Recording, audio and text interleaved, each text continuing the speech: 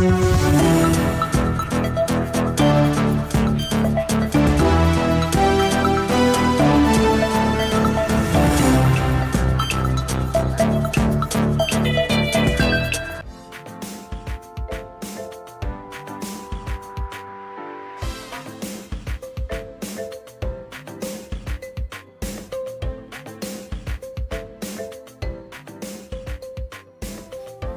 is exactly 2 minutes past 6. This is the Morning Cafe. My name is Freddy Ndimuli. Karibu sana. This Friday, this week needed to end. It is finally ending, but we are here to make sure you end it in style. This is the Morning Cafe. How hot is the coffee where you are? This is one of the most historic weeks that you have ever lived in your 60 years. So appreciate it kindly. I've seen a lot of failure. Let's not even go there. Let's not even go there. I'm yours truly, Stanley Yeringiti. It's a fantastic Friday, and now getting into the weekend. We are yet to know how this weekend will be. Last weekend was quite the weekend with some street bashes here and there. So we wait to see how this one will be. So definitely welcome. Quite a lot packed. Just taking a look at Fred anasema hii moto ya Gen Z kidogo bado haijafika. Let's not go there for now. Yes, so but of course it is one of the biggest discussions, that intergenerational debate about the protests, and we'll be looking at that and a lot more. Of course, State of the Nation, that's the biggest discussion this morning. We'll be having a team of three, a panel of 3 people, and we'll be discussing what exactly took place and what will happen going forward. Yeah, Kennedy Sankara, Josephat Kamanya, as well as Nelly Chepkemoi will be coming your way on that. After the whole political conversations, we get into some music and ensure that your weekend starts in a whole feel-good Friday. Feel-good Friday vibe. Zile za ni weekend imefika, tunakwenda kujirusha. Namna hiyo basi. With the ladies, Kashemi Derito as well as Bansi Kimoyo coming your way and just telling you what has been happening, not only in Kenya but across the borders.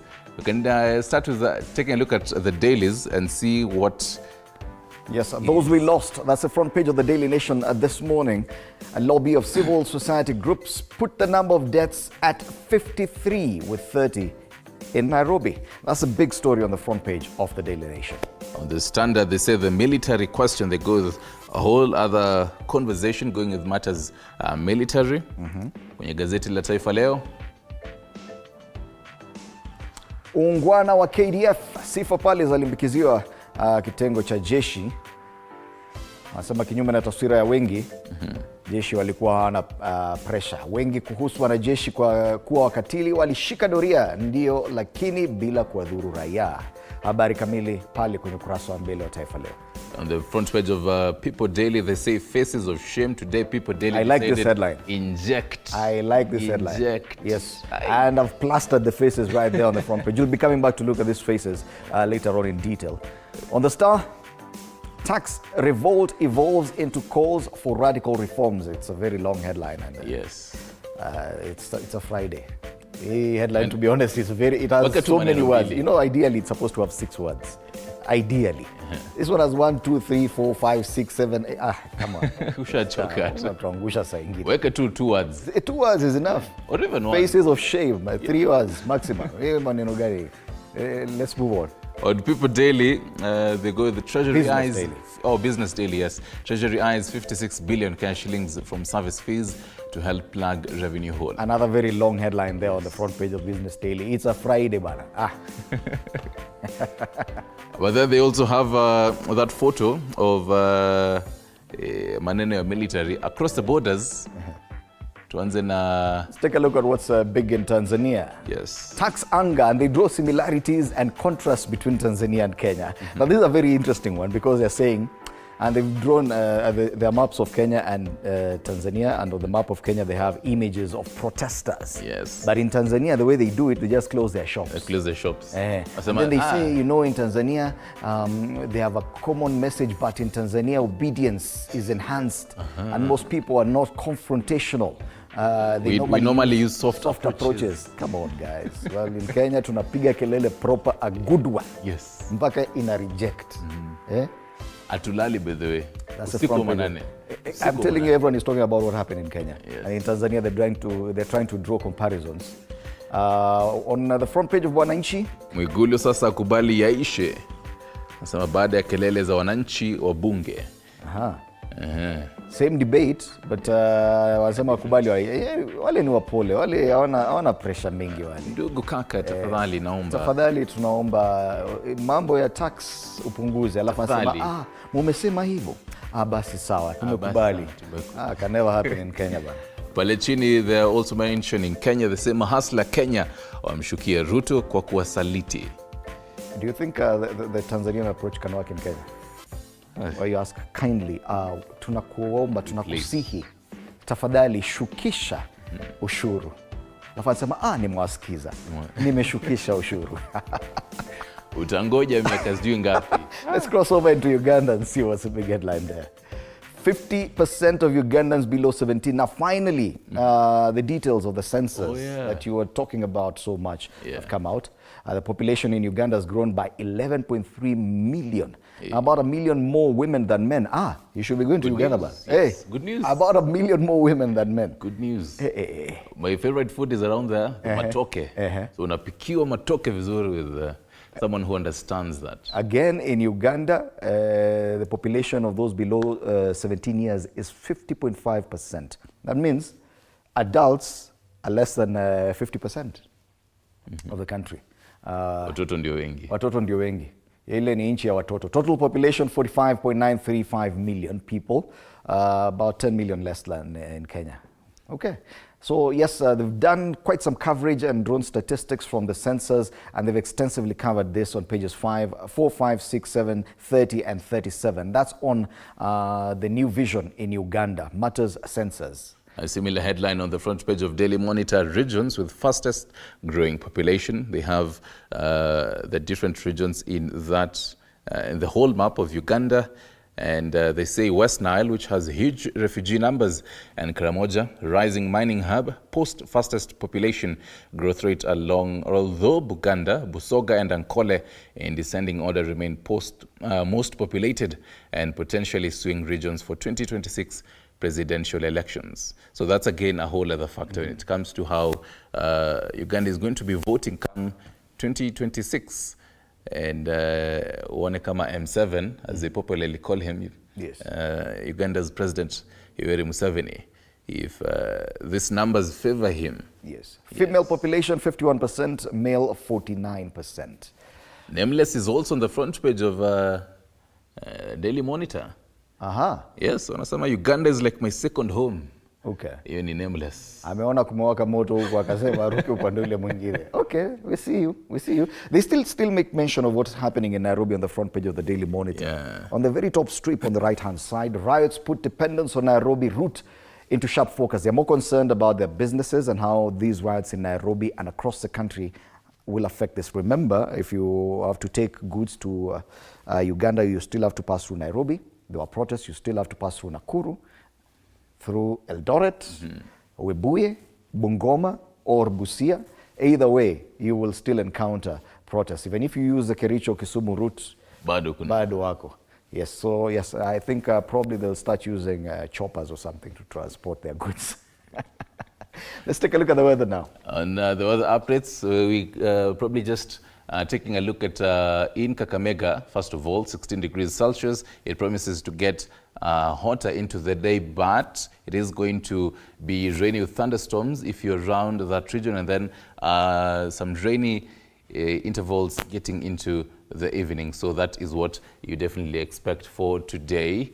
And now in Mombasa, 23 degrees Celsius right now. As at 6 a.m.? Yes, as at 6 a.m. Wow. And it promises to get as hot as 29 degrees Celsius. Hey. That's my kind of weather now.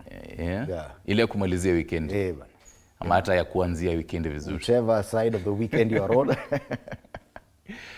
Take a look at Nairobi. And finally in Nairobi, 11 degrees Celsius.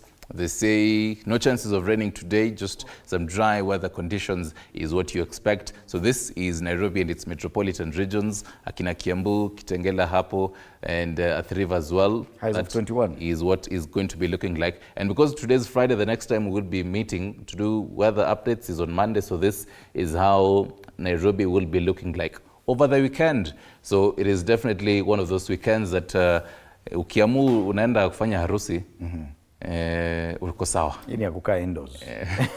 Isi harusi. Right. That's the weather. Let's take a look at traffic situation in Nairobi. And yesterday you saw that quite a number of roads were empty for the better part of the day. Early morning there was no traffic in Nairobi. Today things are getting back to normal, but the roads are still empty. As you can see, usually around this area, Pangani interchange, there's usually traffic at around this time of day. Right now it is a clear green, meaning there's not much traffic there. Everything is flowing smoothly. So anyone coming from the direction of Thika Road or Kiambu Road, getting into that bottleneck there at Pangani interchange, nothing to worry about. Everything is flowing smoothly. Even our internet today is working okay. Unajua ile ilikuwa alisema ilikatiwa chini ya maji, you know. Hiyo story tumeachana nayo. Hiyo story kwa chini ya maji tume-move on. Other areas, Mombasa Road 2 looking good, past Imara Daima all the way into town. A bit of a snarl up there once you get to the Nyayo Stadium area. Probably actually on the superhighway. Not superhighway, they call it the expressway. So a bit of a slowdown once you get to Nyayo Stadium heading into town, but after that it's smooth. On what do you call it? This is Ngong Road. Ngong Road looking good. So does Langata Road, as well as Wayaki Way into Nairobi, looking good. Ojogo Road also. Wow, the traffic on Jogo Road is unusually smooth flowing this morning.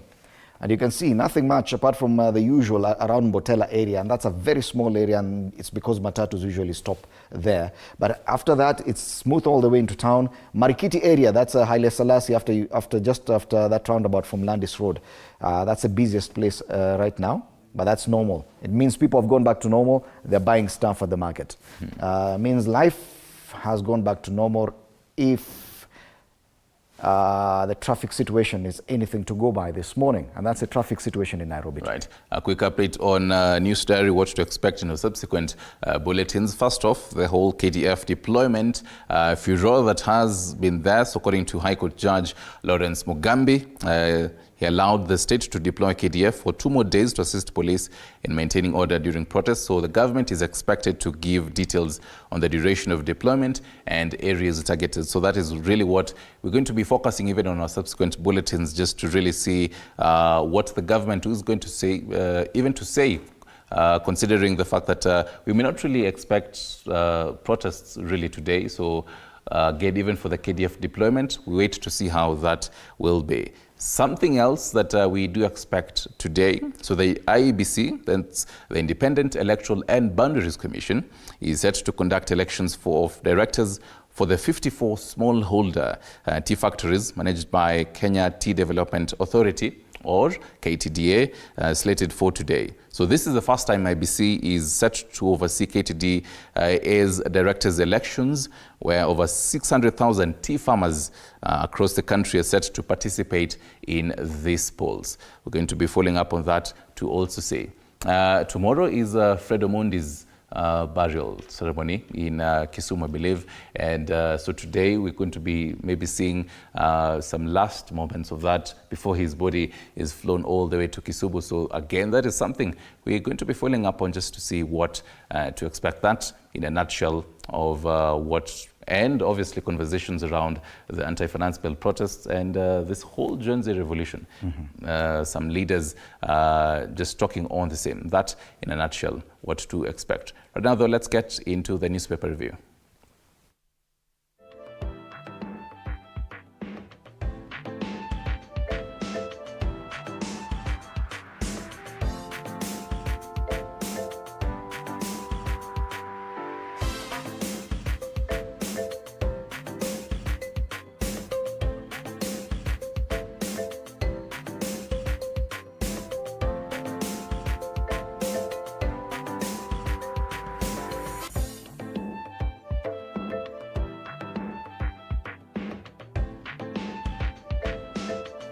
I do have a copy of the Standard with me this morning, and the big headline on the front page of this paper, the military question. Anti-tax demos. The military will remain in the streets to help police quell protests, a court ruled yesterday, as thousands of demonstrators came out in major towns, albeit in smaller numbers than on Tuesday, to protest against the Ruto administration. Now, this story has been extensively covered on the Standard, Pages 2, 3, 4, 5, 7, and 8. Those are about 6 pages of coverage on the Standard about the protests. Still up on the same story, some of the highlights on the bottom strip. America's call for restraint amid finance bill protests backs dialogue. Secondly, anti-finance bill protests continue countrywide, though on a lower scale. Opulence flaunting MPs eat humble pie, seek ways to reconnect with voters. Kuna wale wamejaribu kurudi kwa constituency, sema no, I'm sorry, but come on guys. Makosa ni yangu. Makosa ilikuwa yangu. Akili tu iliniambia vote yes. Yes, and finally another story there, Bishop Kosgei's ordeal at the hands of Gen Z protesters in Parliament siege. Other highlights, stories away from protests on the top strip, of course, Pulse, another interesting photo for Nyaringita this morning, as always, every Friday.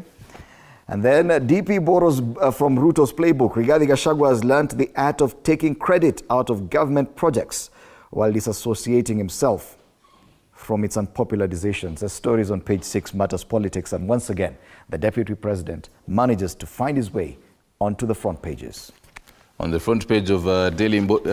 still look at the sports. Oh, yes. Yeah, just a moment, hold it. It is a Friday. Oh, yes. So we need to take a look at sports news. And eye on the Euro, on the prize at Euro Fiesta. So eyes on the prize, another very beautiful photo on the back page of the Euro. I know it's not been a very interesting week for many Kenyans, but if you're looking for something for relief, just take a look at the back page of the Standard this morning. Lovers of sport and beautiful pictures. Eyes on the prize as Euro goes for half-time. Yes, leading goal scorers, Georges Bikadze and others. So the last 16 fixtures to be played tomorrow, Switzerland versus Italy and Germany versus Denmark. That's an interesting matchup. And everything else you would want to read about the Euro tournament is there on the Standard. Yes, beautiful pictures for a beautiful Friday. Oh, yes. On the back page of the Standard. And Nyaringita is happy. Oh, yes. I mean, you have to. On the front page of Daily Nation, those we lost, and they have the photos there. They say at least 23 young Kenyans were killed as anti-tax protests turned ugly after security forces moved in to quell the rage sparked by youthful demonstrators. The highest executions at 18. Distraught parents and relatives walked from one hospital to another and finally to mortuaries where they found the bodies of their loved ones. And they ask a very important question there. Did they have to die? More is on pages 2 and 3. And in all these demonstrations that have been happening, I think today is one of those days that Daily Nation hasn't given the whole coverage as much extensiveness comparing to other days. Palechini, a similar headline, why court okayed the decision to deploy military. In a nutshell, they say the High Court yesterday declined to order the military back to the barracks after agreeing that the deployment was necessary to preserve peace and protect critical government installations. However, Justice Lawrence Mugambi gave the government 2 days to publish a new Gazette notice stating the scope, duration, and the manner of engagement in the areas of intervention by the Kenya Defence Forces. So that is generally what we do expect. The number of days Defence CS Ed Ndwale has been given to publish a new Gazette notice stating the scope and duration of the military engagement. On another headline, a final one, speeding driver blamed for crash that killed Gakuru is still on the front page. Pale nyuma, into education matters on the back page, dismissed JSS intern teachers to be rehired. They say TSC to promote more tutors after government set aside 1 billion Kenyan shillings for exercise. And they also say interns suspended their boycott until July the 5th to quote-unquote allow Parliament to pass the Finance Bill 2024. So now curiously, are they still going to go and continue the boycott? Now the fact that the state of this, the Finance Bill at the moment, we wait to see. That, in a nutshell, is Daily Nation. On to Business Daily. All right, and it's like we're getting into the mood, a Friday mood. Kuna mtu anafanya ile kitu. Anyway, on the front page of the Business Daily, Treasury eyes 56 billion shillings from service fees to help plug revenue hole. It's a very long headline, quite a mouthful. Finance bill wars pile pressure to raise cash. Now they move to passport and IDs as well as marriage certificates, whose cost will rise. The Treasury is targeting at least 55.8 billion shillings from administrative fees and charges for services such as issuing national ID cards, passports, work permits, and marriage certificates. Yani hata kuoa itakuwa more expensive. Yeah. In the next financial year. These are why. Starting this July. Why marry? Is then you marry tomorrow. Oh, just before? Just before this kicks in. This is up from 28.3 billion. It means they're looking for double the amount. The additional billions are crucial in a year where the state will struggle for additional cash after the president bowed to public demands to axe new tax measures. That's a big headline on the front page of the Business Daily. Of course, they also make mention of the protests on the front page of the Business Daily with images down there. And the military's intervention. Court clears military deployment as protests resume. That's also on the front page of the Business Daily. It was a different kind of a mood when the military was there. People were just cheering them on. And that feeling of patriotism shows up. But when you see the normal police service, najua tu hawa ni wale. You expect tear gas. Jana bethe watu wengi walikuwa na tear gas masks. Hapo unakuja na whistle. Many were yet to recover from Tuesday. Yeah, true. Yes, it takes time to recover. Yes, especially if you are a Gen Z. Lazima uzoee maneno. Hapana. Sisi we are very apt to it. Nyinyi ndio generation yenu. Tear gas kidogo. A whole month unaniambia nyarigita. This intergenerational debate will continue. On the Tikamo highlights, how IMF predicted street protests over Kenya tax hikes. Oh, so IMF now says, we had actually said... Niliwasho. But all these demands are coming from IMF either way. More highlights, equity shareholders approve new health insurance unit. Elsewhere, huge debts, choking efforts to revive distressed companies. And finally, CBK seeks 50 billion shillings from bond sales to meet loan target. That's the Business Daily this morning. From Business Daily to People Daily. Faces of shame, and they say blind sycophancy. With the disdain for the people, these individuals deploy their powers to bulldoze through punitive laws, tax laws, leading to the killing of brave Kenyan children in parliament invasion. And according to... Yes, according to a quote there by the majority, Ishungwa, they say the Gen Z have iPhones and use Ubers to protest. After protests, they get into KFC to eat chicken. They use bottled water. Didn't you see them? They don't understand the cost of electricity. This reminds me... Let's do justice to this headline. Faces of shame. Let's read the names there. Moses Wetangula, National Assembly Speaker. Kimani Ichung'wah, Leader of Majority. Silvanus Osoro, Majority Whip. Kuria Kimani, the Chairman of the Finance Committee. Professor Njuguna Ndongo, National Treasury CS. And Rachel Yamai Kitui, South Member of Parliament. Ndindi Nyoro, Chair of the Budget Committee. Gladys Boss-Shulei, the National Assembly Deputy Speaker. Owen Baya, Deputy Majority Whip. And finally there, but technically it's not finally. Tuseme tu ni venye mmoja wao. Yes. Alice Ng'ang'a, Member of Parliament, Thika Town. Faces of shame. That's not us, it's a front page of the People Daily. Yes. Pale chini unasema Biden, top official, calls President on Finance Bill. Curiously, what happened in that phone call? And Pale juu, Ruto turns guns on security chiefs. Yes. Faces of shame. Mm-hmm. And reminds me, there's one radio personality who was saying the fact that the Gen Z can use iPhones and KFC and all that means that you can't really buy them. Yes. They have the money. Yes, they have the money. Yes. All right. Taifa Leo.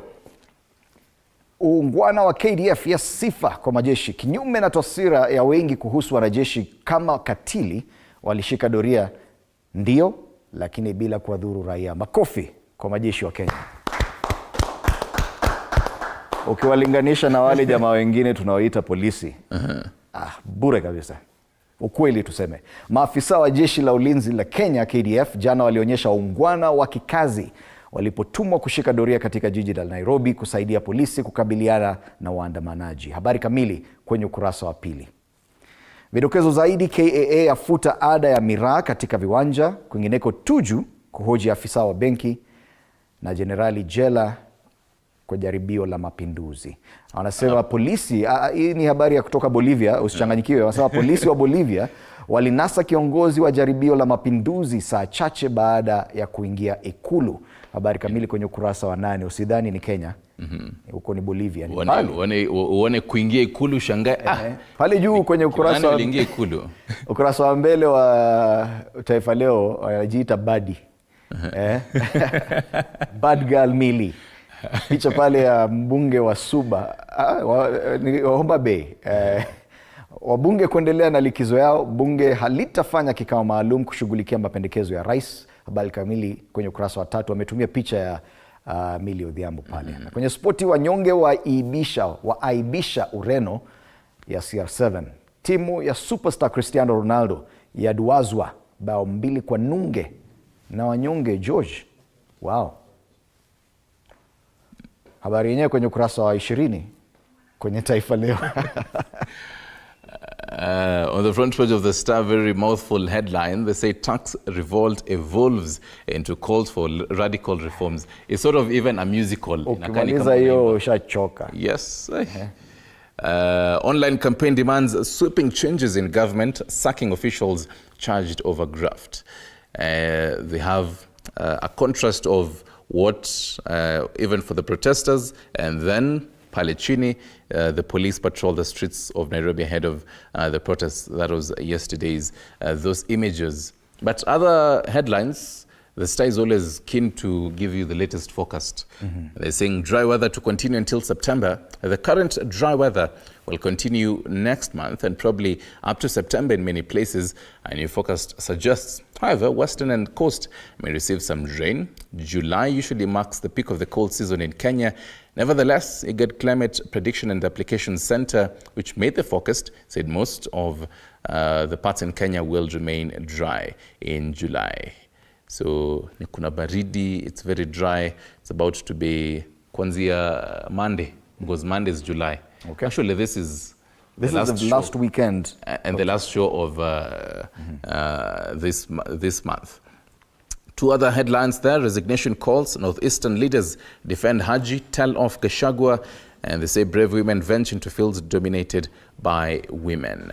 The Siasa pullout behind Gen Z's rise, opposition vacuum, and politicians' lavish lifestyles. And that takes us to the cartoons. This morning on page 16 is Daily Nation. Gen Z mtu na ile kusikiza ground. Yeah, venye someone was telling them, unajaribu kusikiza ground, and there's someone who's trying to listen to what Gen Z, #Gen Z is saying. I think I've seen this cartoon before. Are they repeating this cartoon? No, ile ingine ilikuwa ya mtu mwingine anajaribu kupiga simu. No, they were listening to the ground. Interesting. I love the cartoon on page 14 of the Standard. It's about washing dirty linen in public, and none other than the Deputy President, Rigathi Gachagua. Rigiji is busy there washing the UDA linen, the Kenya Kwanza linen, and hanging it out in the public to dry. Yes, he's doing the Lord's work, Gabriel Oguda would say. That's a cartoon on the Standard this Friday. Yes. All right, as promised, of course, we'll be getting into these discussions with my panelists this morning, and do stand by for that conversation after the break, of which you can be part of through our social media pages, on X at TV47 News, and on Facebook, TV47 Kenya. My X handle is at Fred Ndimuli. And I'm usually Stanley Nyerungita at around my Nyerungita underscore, coming up. The youth perspective, and then the music policies into, yes, there we do have them, Kennedy Sankara, youth and policy analyst, Josephat Kamanya, political analyst, and Nelly Chipkemoi, public policy practitioner. And then later on, music policy, all right. My DJ hapa hivi,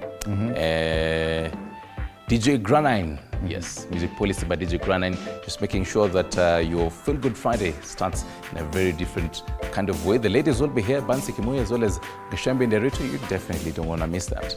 All right, let's take a break now. You're watching Morning Cafe.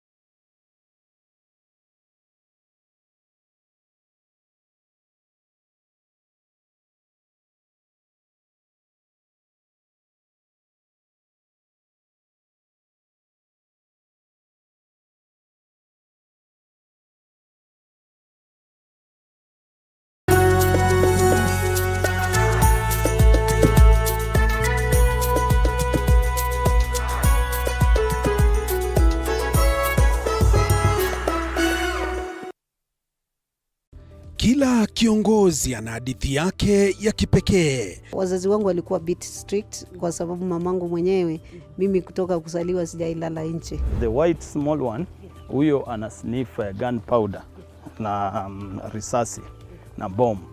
Alafu huyo mwingine ni ridgeback, ana sniff simba. Even the employees knows that. So when in the boardroom is the chairman, the CEO, and the rest of. What point are you a wife? The minute you get to that inside that door, you become now the wife. Na kila maamuzi wanayoyafanya hufichua mengi kuhusu utu wao na uongozi wao. We see God blessing us, and we now realize the power of giving also has to be rewarded back. Kupitia kipindi Mfahamu Kiongozi, tunakuletea mahojiano ya kusisimua na uchambuzi wa kina kuhusu viongozi wetu. Pick your core business as the bigger stones. Put them in your diary first. Give priority the bigger things. Usikose kila Alhamis saa 1:30 jioni.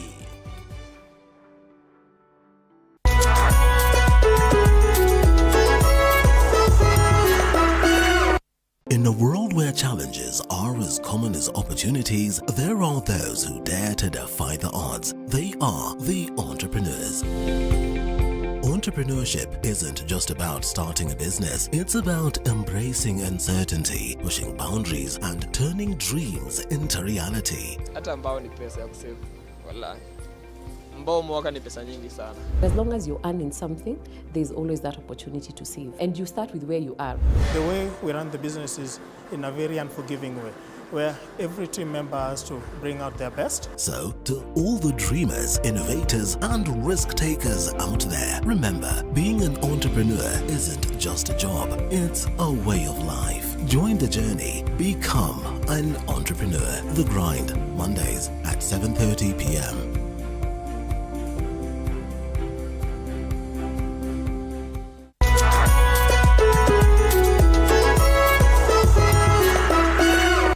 Here on Beyond the Limit, we celebrate the extraordinary achievements of individuals who redefine possibilities. In a journey of resilience and determination, these individuals demonstrate that limitations are merely stepping stones to greatness.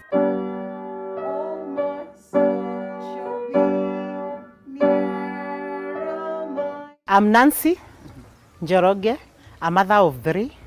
I have 2 girls and a boy who is Clinton and who is autistic. When my heart got healed, I decided to come out to be creating CP awareness, to let other people know that there is such a condition, and people that has it is not that they are witches. Together, let's go beyond the limit every Saturday at 8 p.m.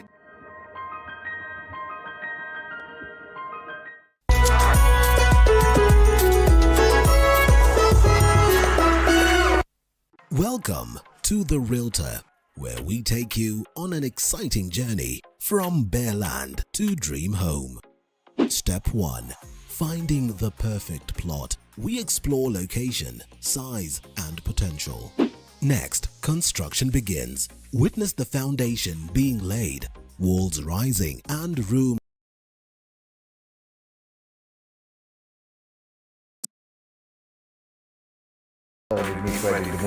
And now I want to get down to business and discuss the youth perspective. Of course, the big headline on the front page of the Daily Nation, those we lost.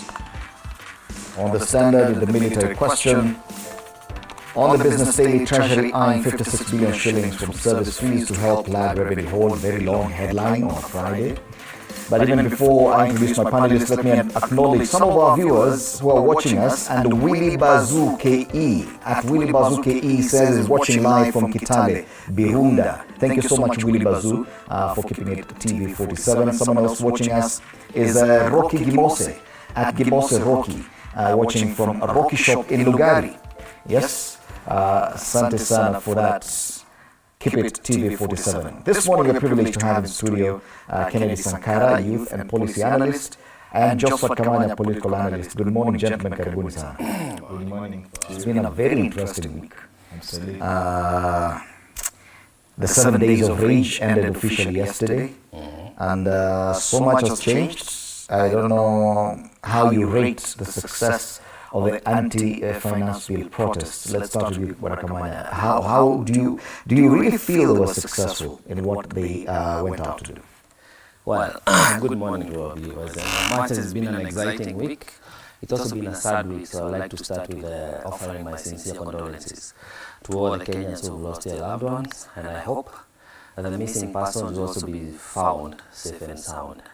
I would say the move was 100% successful because what we were trying to agitate against as a nation, as a people, was the draconian attempt to suppress us economically and financially as a people.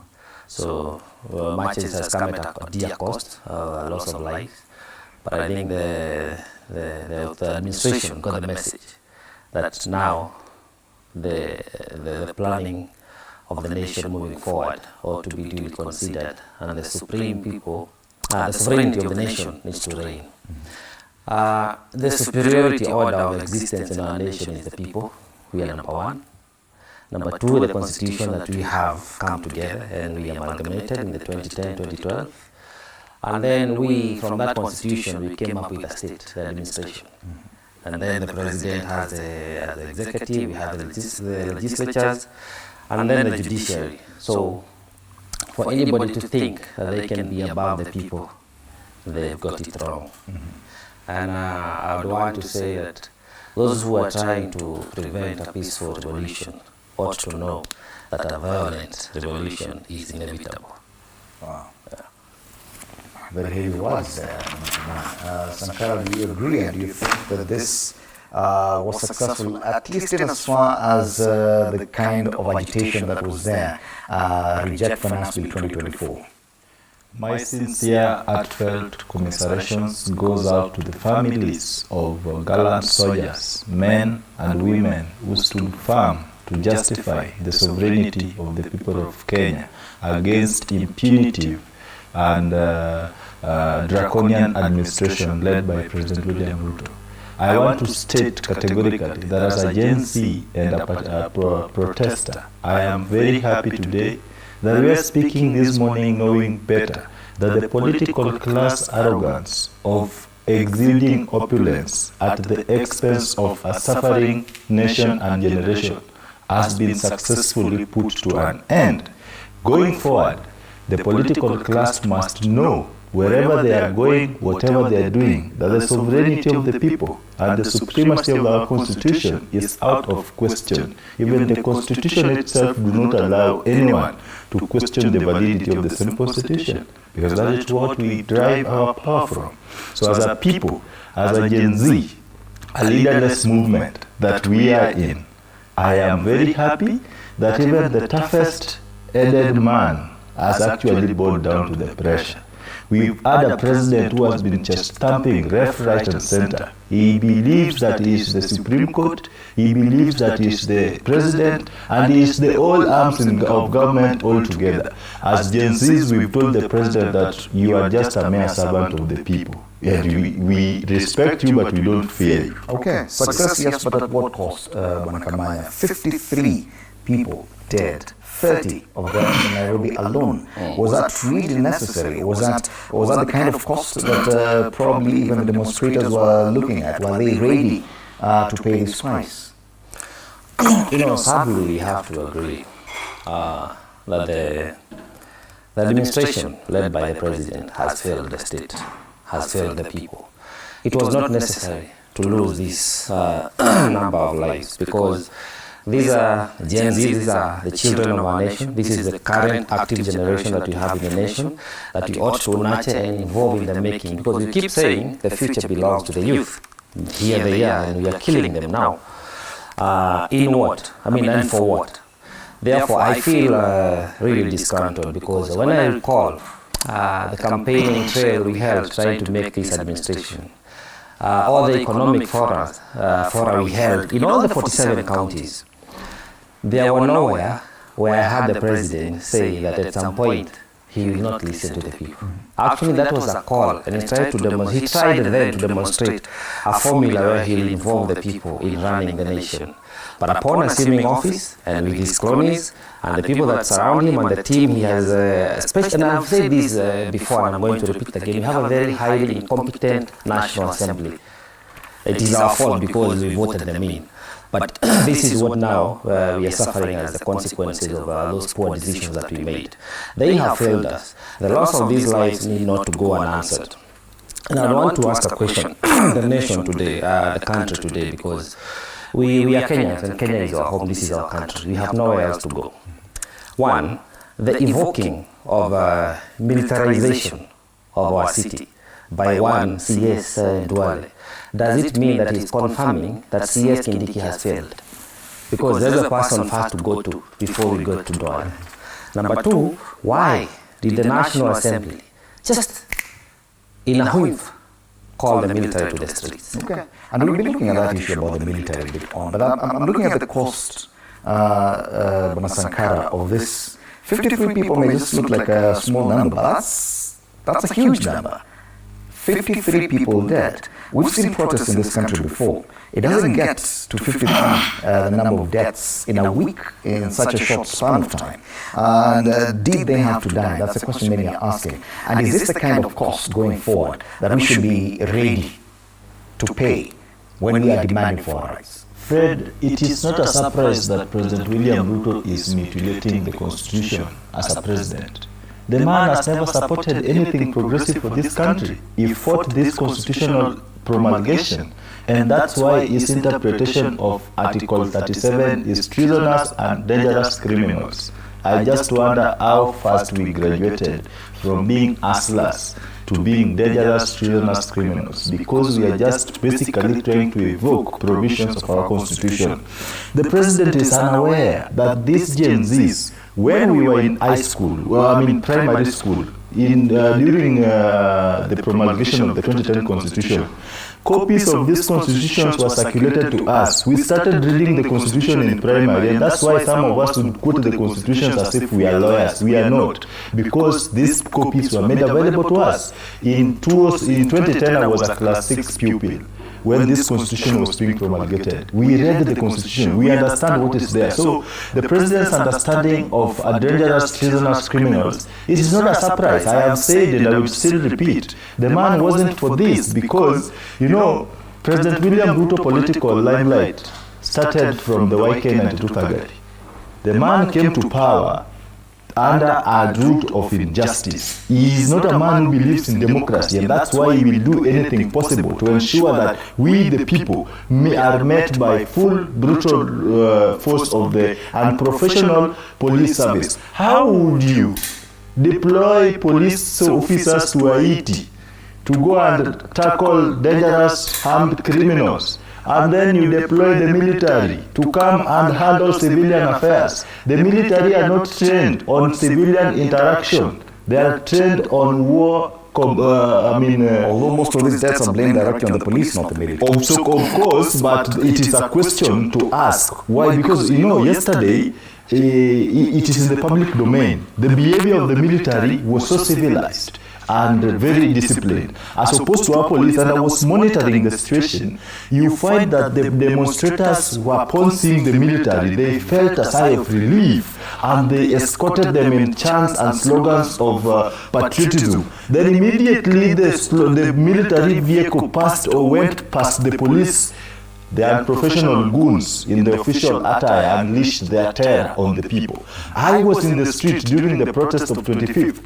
I saw the policeman handle the citizens. In the morning, actually the police, I have photos of a police officer. I would recommend to take individual responsibility for the violence that was seen in the city. Because this man, the concern, Sakara, is that we've seen protests over and over in Kenya where police use brutal force, even fatally wounding many protesters, but action is never taken. And that's my concern going forward, that yes, 53 will just be another number we're talking about, that people died and nothing will happen. As Gen Zs, we have our ultimatum that these lives must be accounted for. The person who gave orders, and I've even said this in the streets, this is not to say I'm the leader of Gen Zs, and this should be very clear, by the way. There is a confusion that politicians are trying to drive the divide and rule agenda. We do not recognize as Gen Zs Anefa, Caliph Cairo, any other purporting animal portraying himself as a leader. Not even myself as Sankara, I would say I'm the leader of Gen Zs, but I would say I'm a participant in the Gen Z movement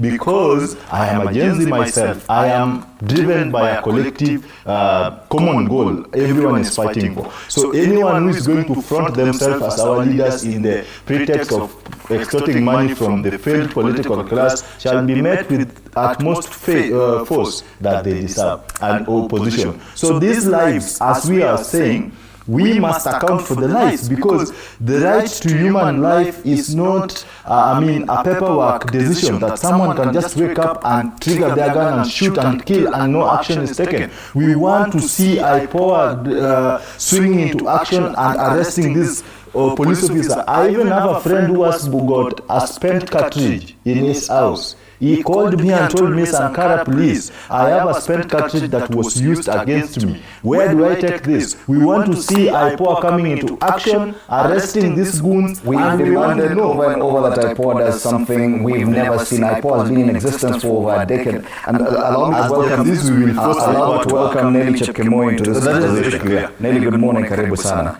Austin Makoha, 17 years old, is just one of the 53 people who've been killed during the protests. Ibrahim Kamau, 19 years old, and yes, we've just been trying to assess the success or otherwise of the protests, Reject Finance Bill 2024, but we're asking the question, at what cost?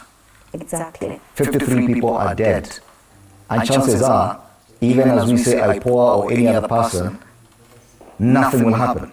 And Fred, it's so unfortunate because it didn't need to get there for us to have someone with a listening ear. I mean, it's so unfortunate that we're even having kids under 18 years being killed.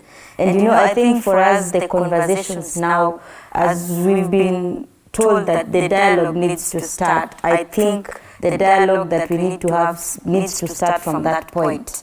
That the lives of these young people, they demand justice. If at all we're going to have dialogue in this country, Fred, then let us start the dialogue from that point. Because as you say, we've been demanding, it's like we have toothless bulldogs out here in the name of IPOA. Every day they keep saying they're investigating, but we never see what happens. There never are arrests of the police who are involved. So the dialogue that we are told needs to begin with the Gen Zs, which I'm a part of. I'm proud to be a part of that generation. I think those conversations need to start from there. If we are really serious that the president is true to his word about having dialogue with the youth of Kenya, then he needs to even start by apologizing and acknowledging the lives of these people, because we were given 6. Even if the number was less than 53 or the exact 6 as the government quoted, 6 is still even lost. 1. I mean, 1 is many too much lives. Yes, so the conversation and the dialogue that we need to begin from, as we were told about the concerning issues about the youth, let the lives of these young fellows be accounted for. And maybe people may raise their voices, and they've done so many times before. The conduct of this police service, they call themselves now, they used to be a police force. They changed the name to try and see if at all they could change their behavior. They've not. The kind of brutal force they showed against unarmed young Kenyans from day one of the protests is probably unmatched. We've not even seen this kind of brutality before. The fact that it would appear that they will go scot-free is very worrying, Banakamara. It is, and we are not going to sit pretty. We watched videos of police officers raise guns and shoot. There is a police officer who was captured on video. I think he was shooting at some media personnel. Yes. I think he's one of the people making the difference. And these are people who must be held accountable. And it does not stop there. Individually, they should take responsibility. Institutionally, they also should take responsibility. And the buck stops with the president. He has to let CS Kindiki first and his team, Bungei and the rest. They need to answer who deployed who, or who authorized, especially the snipers from the National Assembly, to shoot down unarmed young Protestants. Very peaceful. And all the Gen Zs have been saying, we are peaceful, we are peaceful, we are peaceful. Nowhere have they attacked anyone. They're trying to hide behind major infrastructural run down. You know, they're simply saying that, you know, people stormed in and breached into the National Assembly. That is not an excuse to shoot down people who are not armed. The police force are trained to protect, one, human life. They took human life away. I wish those guys had either a machete or stone or a rungu. That would be an excuse. They were not armed. A bottle of water, a handkerchief, and at worst, some were holding the Kenyan flag. And then you shoot them down. There is no patriotism there. We need individual responsibility. There has to be institutional responsibility. Further than that, Fred, this is bigger than the finance bill. And that's why you see, even after the president said he's not going to assent to the bill, the protests continue. This is a revolt against an oppressive system that has remained so for so long.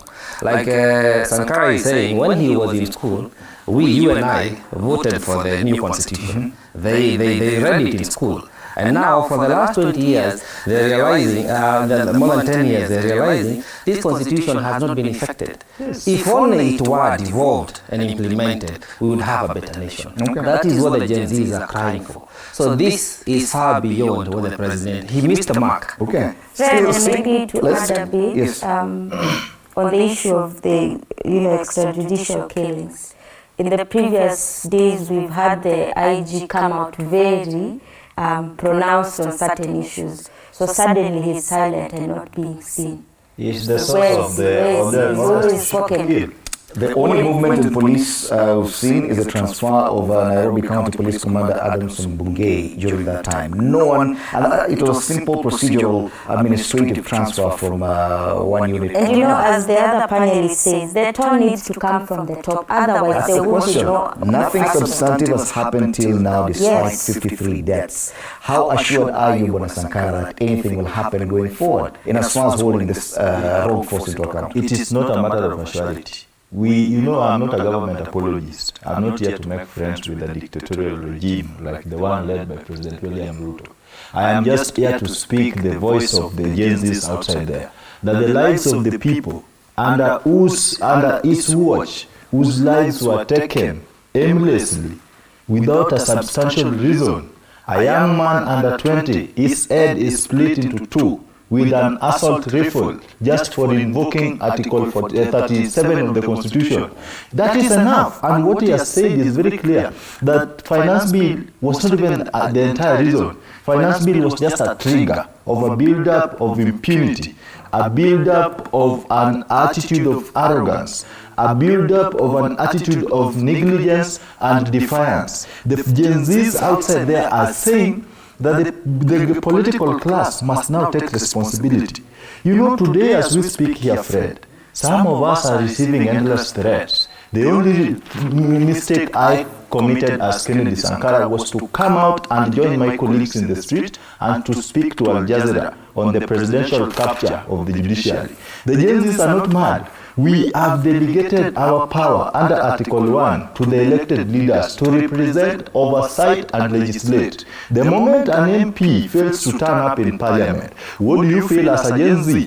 This is the same person who is telling you into your eyes that regardless of your position, we are going to pass the finance bill, whether you like it or not. And then you go ahead. The arrogance in President William Ruto's advisors and the curriculum that we took in school, Fred. I read a book called Kidaga Kimemwozea. I read Betrayal in the City. I see Mulili in President Ruto's regime. He was a stupid, unlearned... Let's go slow on some of the harsh words. Okay, I'm just describing Mulili. I didn't mention someone, but I said Mulili is in this government. He is a man who never went to school, but he had too much power that even was above the people in power. I read a book called Mustaiki Mayor. Whenever the people went to the streets, they said, these are just people who are making noise, they will get tired. And true to my word, some of the MPs were saying, these are just noisemakers, they will definitely go home. The curriculum that we went through is a curriculum of injustice. It has invoked in our mind that we are dealing with a government that is out of touch with the reality and the people. Now we are seeing these characters in action. we've seen the characters that have been described in what we've read in school actually taking place. As Gen Zs, we are not madmen. But what do you say to that assessment by those MPs you've quoted, that yes, these Gen Zs will just quiet down after a while? Because the truth be said, it would appear that the level of protests yesterday were much slower than what we saw on Tuesday. The government, meaning probably that to some extent the Gen Z or the protesters have been pacified. Is that assessment correct? They have not been pacified. Actually, the state unleashed terror on the people by threatening them to deploy the military. Upon the unveil of the military in the streets and the people realizing that the military are not there to interfere in their civilian affairs, especially in their constitutional moment, the right to peaceful picket. Under Article 37, the Constitution says, and I quote, "Every person unarmed has the right to peacefully picket, assemble, protest, and present petitions to public authorities." It is nowhere indicated in the same Constitution that whenever we go to the police stations to inform them of a pending protest, then the right to protest will lie in their approval. How do you subvert the people's sovereignty to a mere police consent, where you want to subject the constitutional moment to a police office? And we've seen how the police officers work. These are men who work on phone calls from the office of the political class. So what we are saying as Gen Zs is that going forward, the war, the journey, or the movement is still intact. That accountability. It would appear the movement has been pacified to a great extent. After the rejection of the Finance Bill 2025. I mean, the main goal to begin with of the demos was the Finance Bill. And I want to really agree with my other panelists who say that the Finance Bill was just a trigger. Because this was a build-up of anger and the state of economy that we've always talked about in this same show, Fred. So, for me, I wouldn't want to agree that the demo, or rather the anger, has been pacified, because the main goal of the demo was about Finance Bill. And when it reached that point, I would say the younger people won. So now for me, if with the question you're asking me, is I would like to urge the younger people to now focus their energy on something else that we are not aware of, rather we are not really keeping that much focus on the appropriation bill that was recently passed in Parliament, because concurrently it's supposed to go hand in hand with the Finance Bill. Don't you think the deaths that we are reading about now should be a point of focus for the same group? The deaths. Because it would appear that people have moved on from this, yes? People appear to have been pacified by the fact that that is why when I started, when I got in, I told you the conversations need to start from that point, the deaths as well, because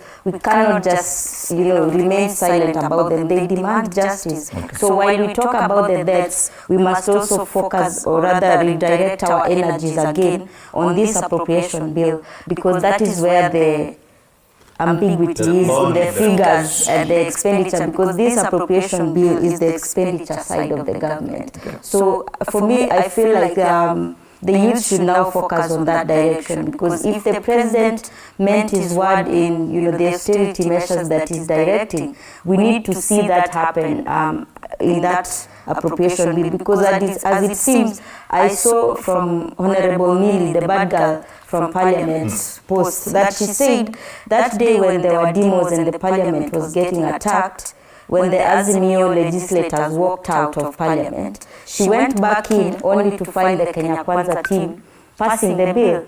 Why the rush? What was the public participation that was involved there? And we really thank the Honorable Senator Okia Omtata, who's gone to High Court yesterday to petition this appropriation bill against proceeding, because he feels also the Senate was not involved. And for me, that really brings the question of how much our legislature is compromised, especially the National Assembly. This is an independent institution that we expect them to represent people's voices. We expect them to rise on the occasion whenever they are needed. But this is the same institution we see getting summoned.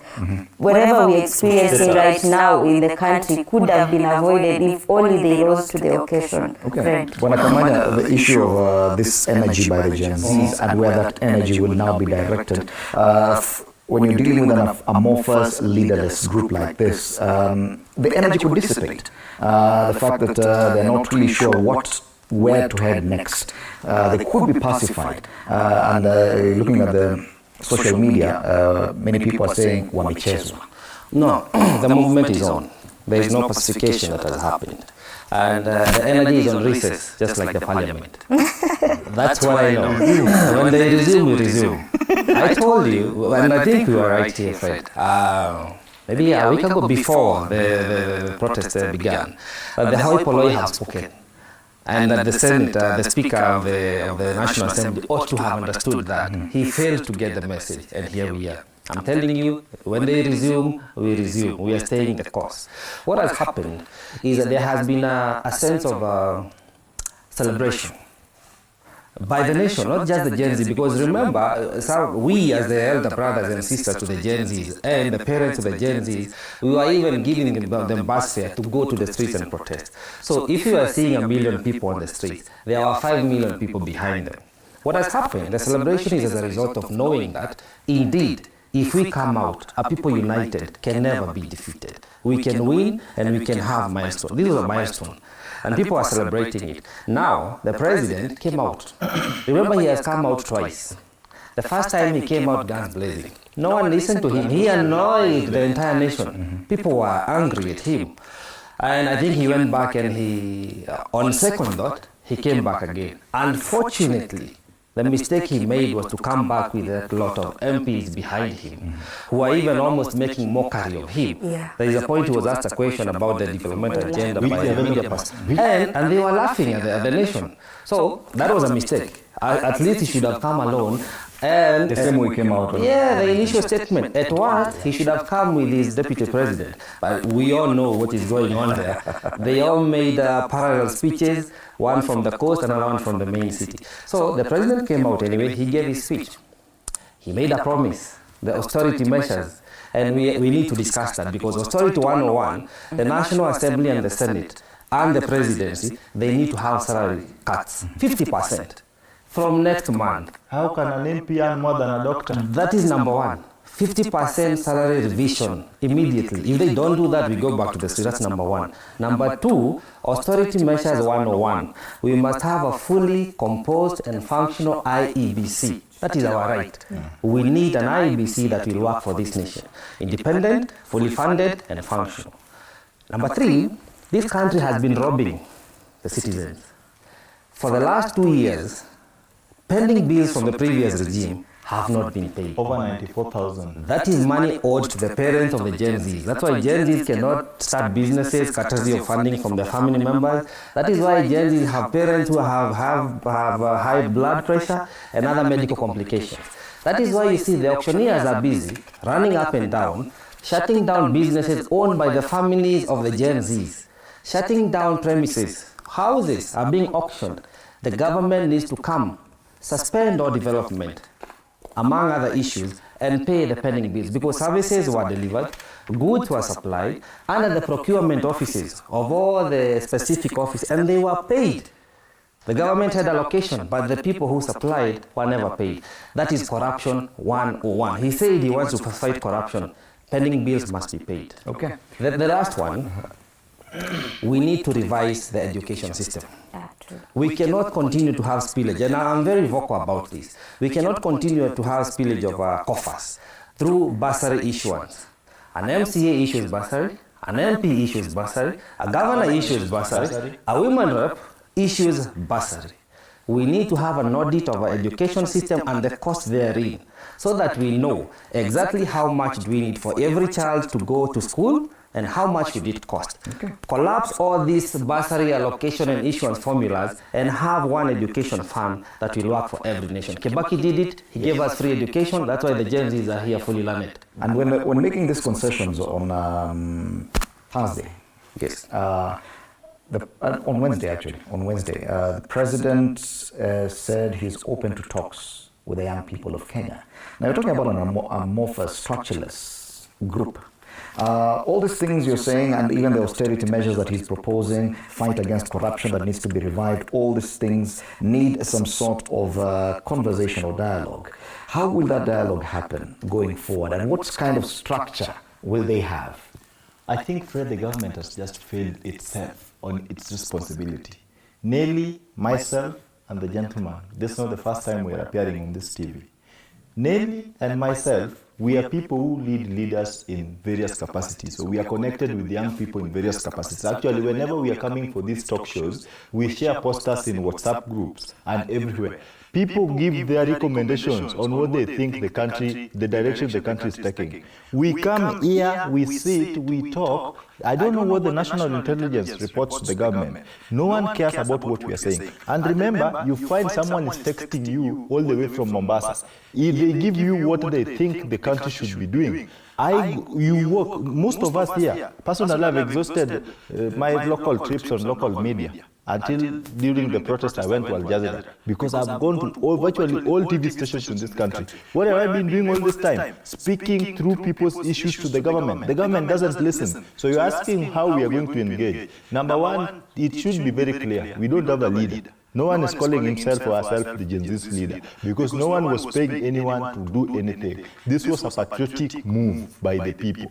If the president is genuine on engaging us, first, he needs to withdraw and apologize. His treasonous criminal statement. We are not criminals. We are not treasoners. I am a patriotic citizen, and that's why I can take a live bullet in the hands of a unprofessional police officer to safeguard the sovereignty of this country. We are not criminals.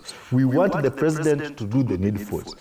He purports to have withdrawn the finance bill, which constitutionally is an alien in parliamentary matters. He cannot purport to withdraw a finance bill. He can only recommend and attach his memorandum to the National Assembly because the mover of the motion under Article 115 is the only person who can withdraw the bill. The president can only reject or assent. Within 14 days upon rejection, the bill is transferred back to Parliament for reconsideration in light of the presidential recommendation. He sent a memo back to Parliament. Yes, but he cannot proposing removal of all the clauses. He cannot withdraw in his capacity. That was an overstatement. We are a very informed Gen Zs. Mr. Gachagua put it clearly that they need to engage the elite Gen Zs. I've told you we've read the Constitution since we were in class 6, so we don't need to go to the law school to understand basic provisions of the Constitution. So going forward, he wants to engage us. On what platform? I am not a self-interest individual.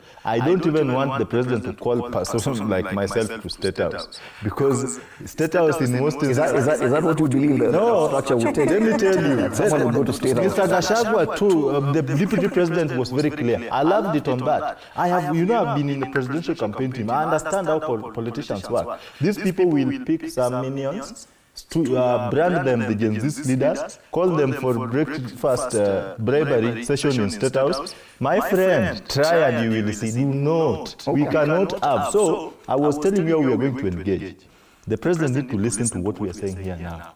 He should say it. The president needs to engage the youths per segment. We need to have a structured conversation because when a deputy president stands before the media and says, you as Gen Zs, you need to elect one of yourself or nominate one of yourself to represent us. How will that happen? How will this happen? These are people who are interacting on X, Facebook. They are not, some of the Gen Zs, actually, the protesters, the real protesters, some of them were not even on Facebook. They're not on WhatsApp. They're not on Twitter or on X. They are just Kenyans who are fed up with impunity. How do you want to include this section? Let us dissent these things even to the ward level, even to the constituency level. Have a national dialogue. Because when we start hearing State House stories, it is the nature and structure of that national dialogue between the president and the younger people of this country that I'm wondering what form it will take. And this president has been accused and criticized of saying so many things that he does not live up to.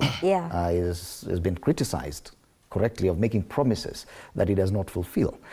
When he says he will talk to the Gen Zs, and that's where the question of pacification comes in.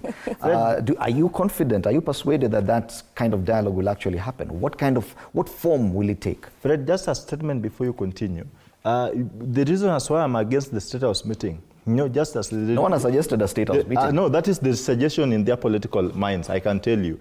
No, just like the vision of seeing, the image of seeing the president and the religious leaders quickly triggers the imagination of King Ahab and the prophets of Baal in the Bible. We don't want to go that direction. We want to tell the president what he doesn't want to hear, not what he wants to hear. Okay, yes, Nelly. Yes, I think, well, these might be looked in different forms. And one of the forms is the State House way.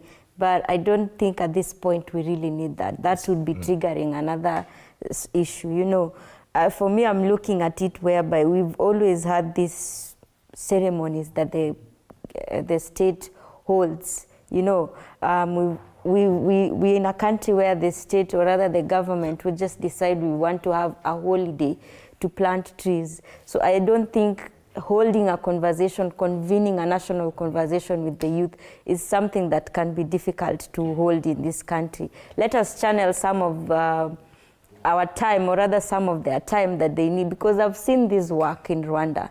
I know there's some issues when it comes to the politics of Rwanda, but when it comes to accountability, at least the president has tried. He holds national convenings. The Rwandese president. Yes. Yeah, the Rwandese president, Honorable Kagame. He holds national conversations whereby he comes to the people, convenes such a national platform. A town hall like meeting. Yeah, a town hall like meeting, and comes with the government to say, this is how we've done, this is what we are doing, and this is what we intend. That is accountability. You come face your people. And moving in a more decentralized way, we can even have conversations starting with the national, and then he can move to regions. There's no problem with the president is known to travel around the country talking to people from the rooftop of his car. Then maybe this time should be a point of reflection, not just to him and also to the MPs, because I think they've had their fair share of what happened to them after they could not be on the people's side. So this should also be a moment where it could be a self-reflection moment for the president, for the government, and for all representatives that are in office to represent the people. But then again, it brings the questions whether do we even have the confidence? Yes. And that is why it should be a self-reflecting moment for them to think about, to reprioritize. And this is also a request to the president to dissolve the government, because as we talk of the self-reflection moment, it is only going to happen if he takes action. And one of the actions is by dissolving the government. And those are the kind of actions that Kenyans would we expect to see. Probably to give the kind of confidence that I've heard you and I've figured that there's something wrong and I'm doing something about it. Even a reshuffle of his cabinet. Even getting someone transferred or fired who is said to have done things not the correct way. Because when you talk about austerity, yes, this same administration last year, through the head of public service, sometime in September or October, issued a circular to members of the public service about foreign travel. And he said that should be cut by half. The number of people traveling alongside other leaders should be cut by half. And he gave many a raft of rules. We saw immediately after that, the amount spent on foreign travel went up from 4 billion shillings to 18 billion shillings. Yes.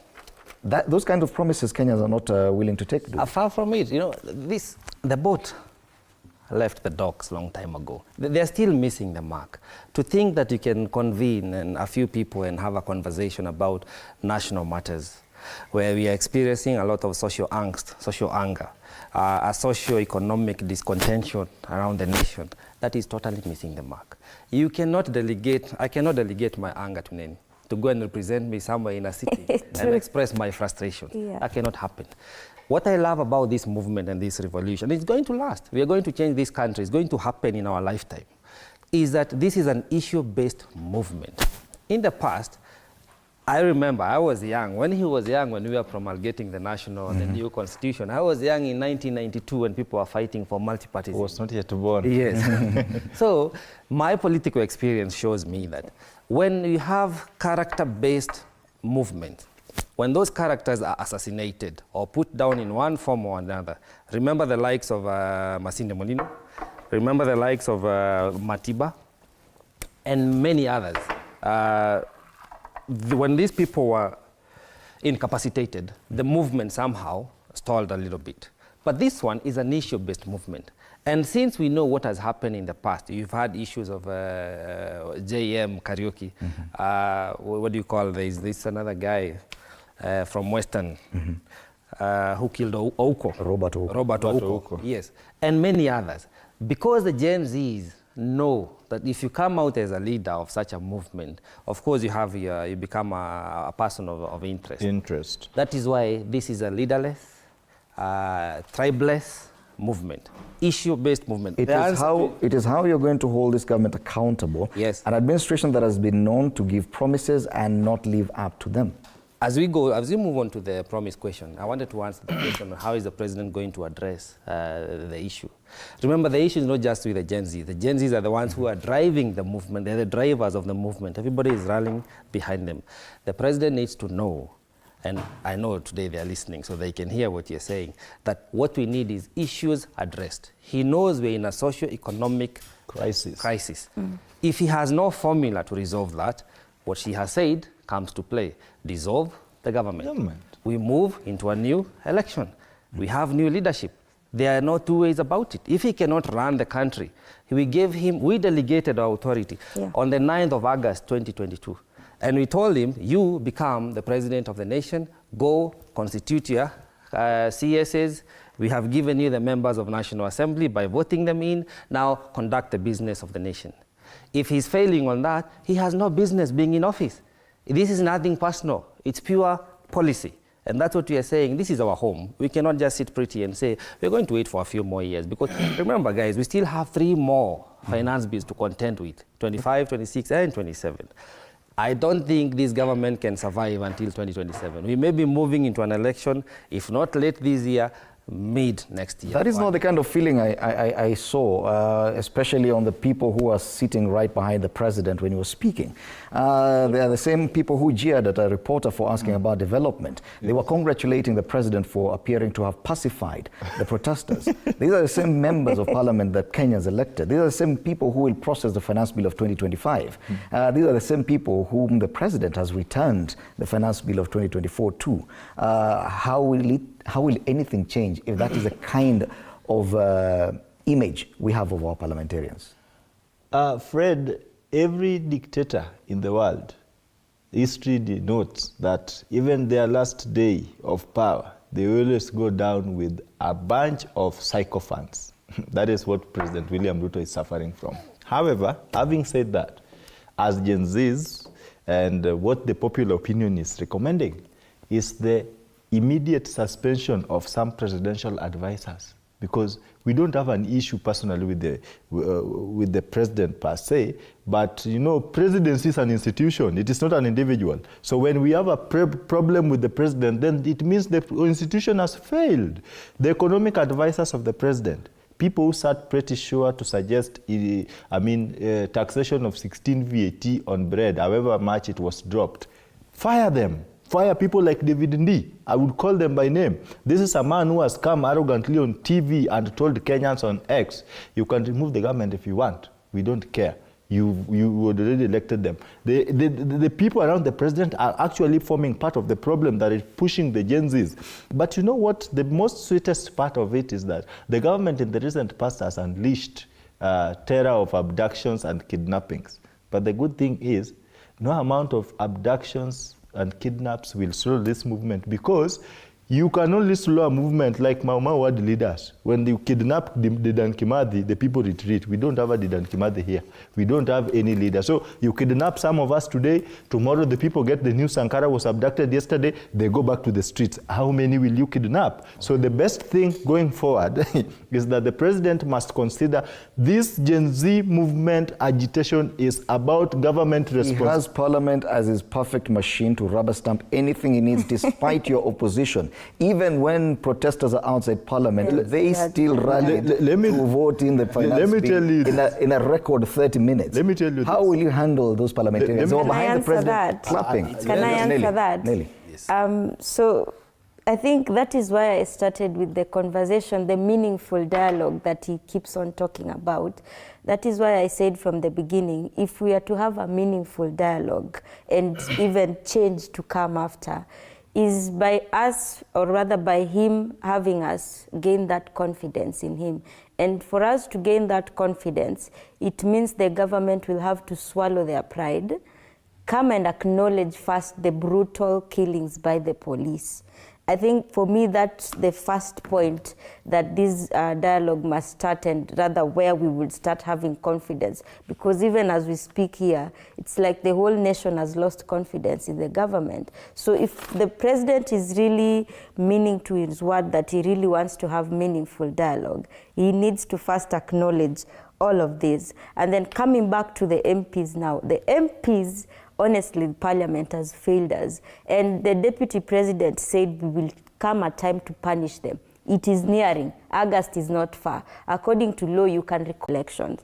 Apart from collecting signatures, as I'm talking of the members of Parliament, this is also a moment where the youth now need to start identifying and acknowledging some of them amongst the movement who can come up and be good leaders in there. I'm not saying right now, but along the way, as we move to 2027, we need to actually tap into the power of our numbers so that we have people in government or other people in leadership with emotional intelligence. And coming back to the matter of austerity measures that the president keeps talking about, when you look at the appropriation bill, that is where I said that is where the ambiguity is hidden in the figures. There are billions and billions being allocated. This thing was rushed in Parliament to be passed, again by the same Parliament that's compromised, the same people who are clapping there behind him. So, and again, that is also why I say it needs to really be a self-reflection moment to some of these MPs. We've seen them, they've now started coming out to apologize. We don't need the apologization. Some of them apologized and voted yes again for the still had a chance to change that. This is a challenge we are having. The National Assembly, they sit pretty and they say our loyalty is to our master, the president. They forget that the people who got them into that National Assembly is us, the people.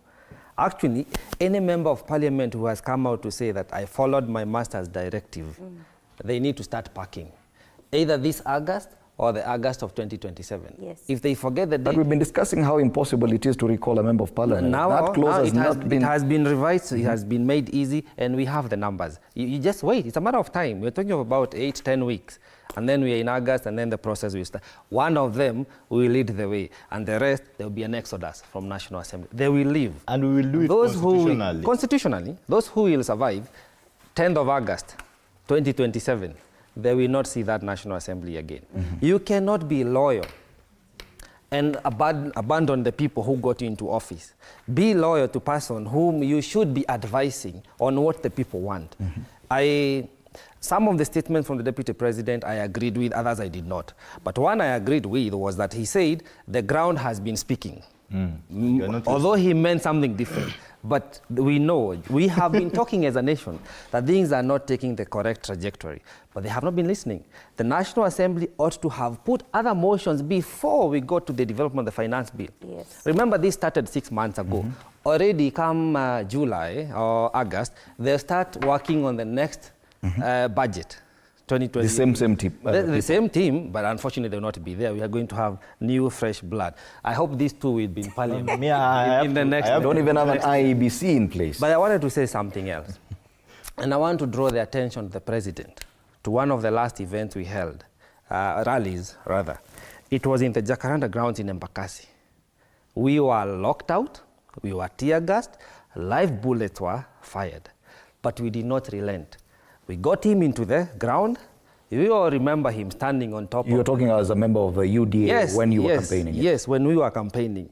And that's the day he said enough is enough and freedom is coming. I want to call his recollection to that day. If we could not be stopped to get him into a rally, to get him into State House, what makes him think we will be stopped to get him out? What makes him think we will give up on our country? This country belongs to all of us. The Gen Zs, the millennials, even the still existing boomers. Anybody who is alive today and identifies as a Kenyan, within the borders and outside, this is our home. Okay. And we are not going to give it up to anybody. Okay, Sankara had asked you about Parliament, but then you went on a tangent. No, you did not talk about Parliament. Yes. Parliament is independent as per the Constitution, but acting as an extension of executive when it comes to action. The parliament we have today, I am not going to complain alone. I'm going to give solutions. We, in fact, going forward, we should have our MPs voting for bids from their constituencies in front of their people, so that we hold them accountable.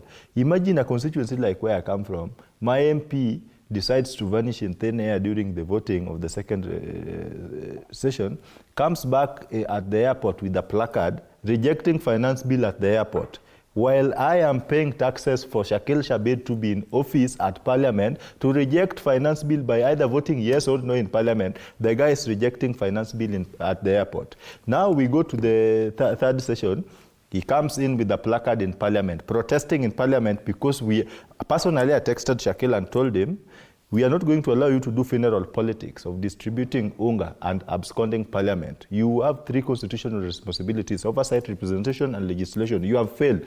Let us not see you there. So upon coming home, he saw this, he went to Parliament. I want to say that our Parliament has failed the people of Kenya, and if the President is wise enough, just dissolve Parliament and buy back the people's trust.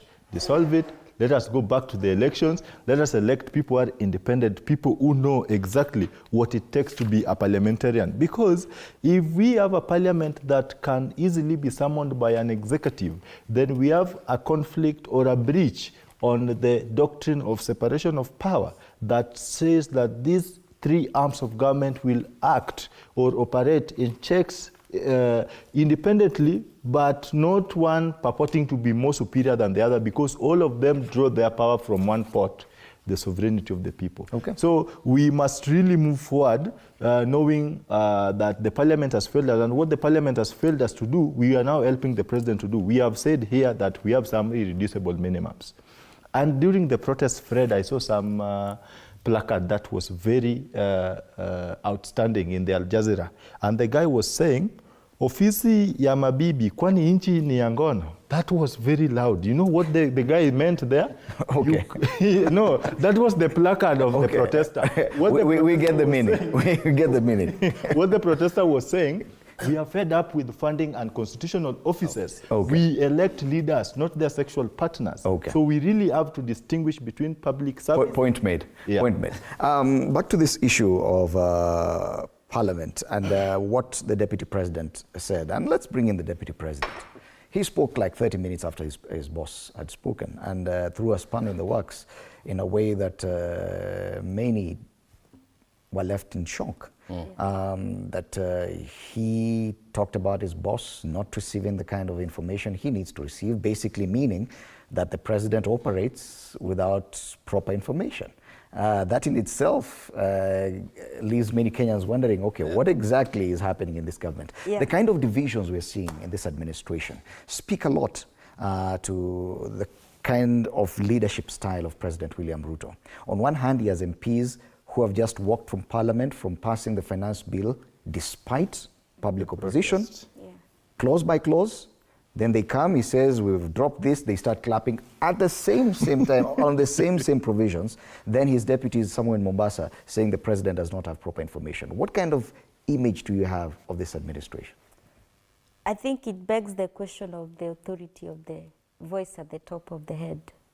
And that's why we keep saying and, referring to the voice at the top, the tone at the top, the authority. Where's the authority? Because if you're seeing all these divisions, then it questions your authority as the president. And coming to the deputy president and the NIS issue and, incorporating the parliament in this conversation, he said that NIS had not really given the president enough information.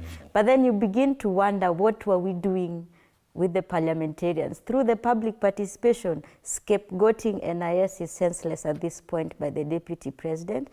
And I also feel by him making those remarks, it was as if he was telling us that now the public participation process is now under NIS, because if you say that they are the people to inform the president, while Kenyans have been voicing out, Fred, we've come here several times to say that what we need, or rather the conversation is, we need to live within our means, cut the budget, reprioritize. But then when the deputy president comes to say that NIS is not giving the president enough information about what the Kenyans want, it really, it doesn't make sense, because Kenyans have participated in the public participation process.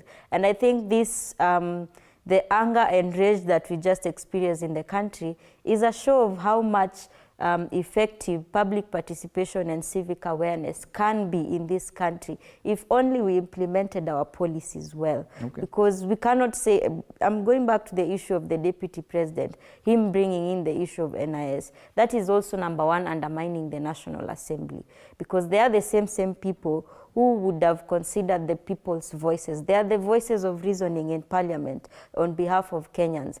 But it's compromised. We are seeing a very different thing, and that is why most of them need to go home as soon as August. It was curious for the deputy president to come out at such a time. What is your assessment of that? Well, I think a few dynamics were in play from his speech and statement. And it takes us back to a few months ago. We are all privy to the fact that the presidency has been experiencing a bit of a domestic violence, Yeah. And the president and the deputy have not been seeing eye to eye. It is in public domain, we all know that. And that is one.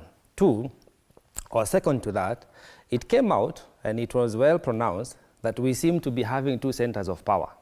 One end, you have a president with his loyal battalion of members of parliament who a few weeks have been downtrodden, attacking and insulting and belittling the deputy president.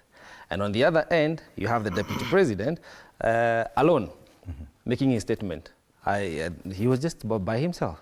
So these are two centers of power, and in Kenya, we do not have two centers of power. Okay, allow me to ask you to hold it there. We'll take a short break. We'll come back to you to continue that assessment of what the deputy president said.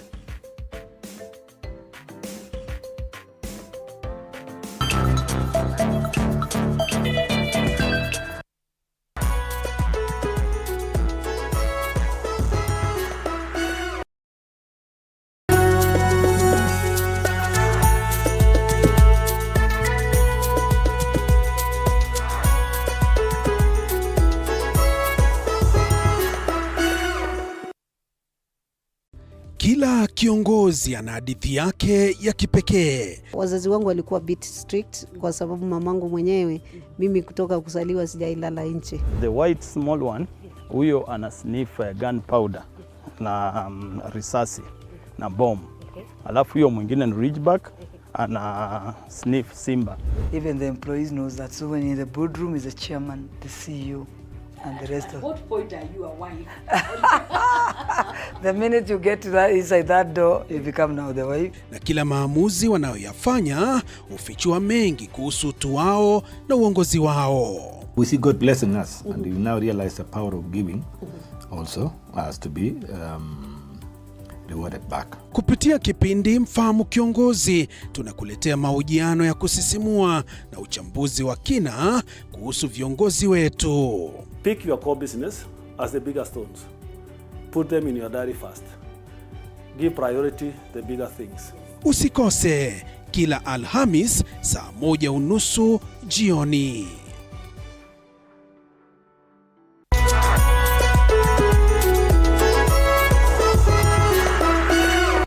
In a world where challenges are as common as opportunities, there are those who dare to defy the odds. They are the entrepreneurs.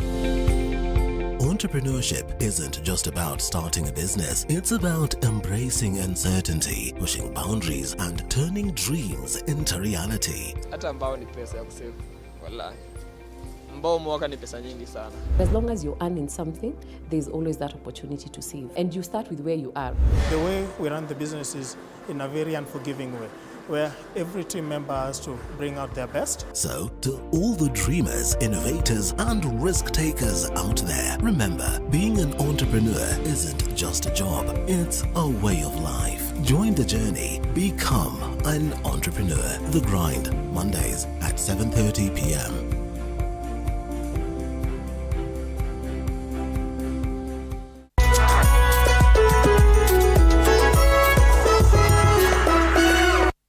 Here on Beyond the Limit, we celebrate the extraordinary achievements of individuals who redefine possibilities. In a journey of resilience and determination, these individuals demonstrate that limitations are merely stepping stones to greatness.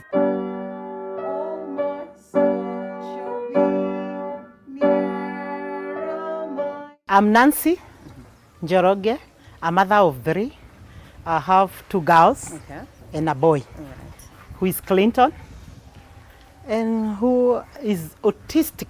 When my heart got healed, I decided to come out to be creating CP awareness, to let other people know that there is such a condition, and people that has it is not that they are witches. Together, let's go beyond the limit every Saturday at 8 p.m.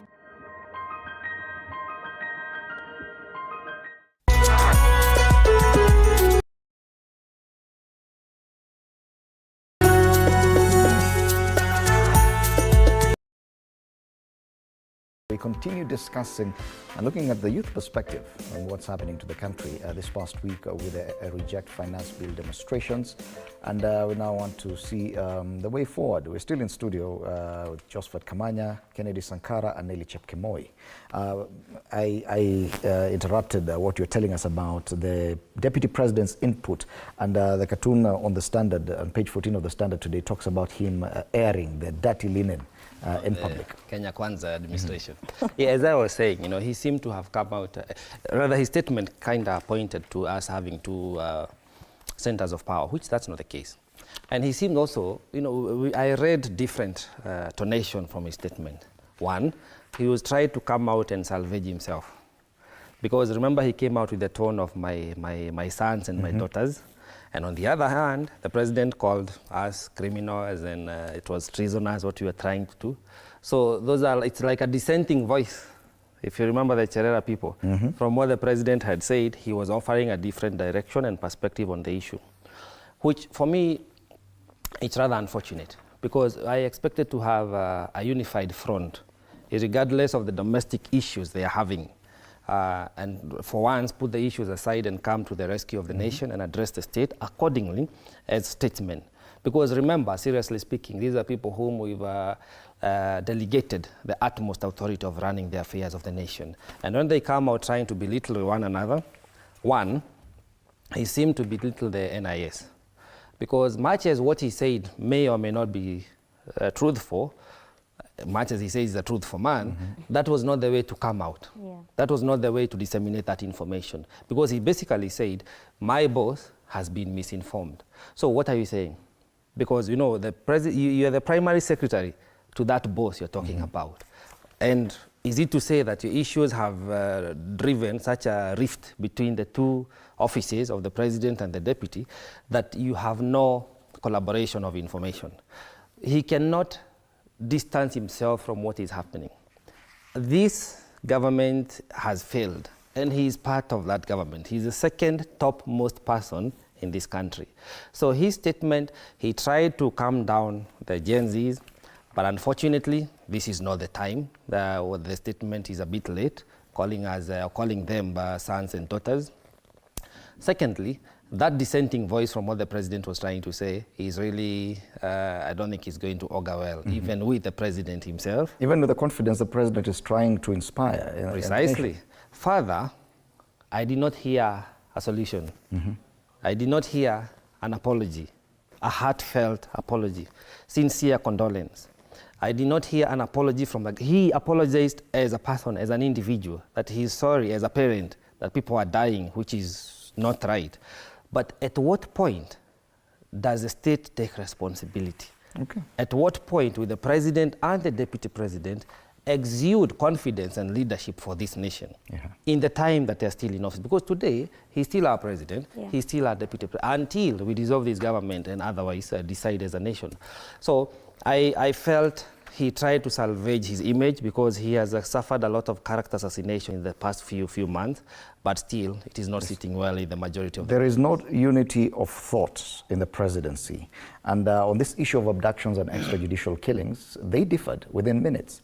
The president had talked about, and he reiterated his promise that under his administration, cases of abductions and extrajudicial killings will not occur. He declared that at State House. 30 minutes later, his deputy said, we promised that abductions and extrajudicial killings will not occur, but I am saddened that this is actually happening under administration. We confirm. That lack of unity within the presidency itself speaks a lot about even going forward, the kind of confidence they're trying to inspire.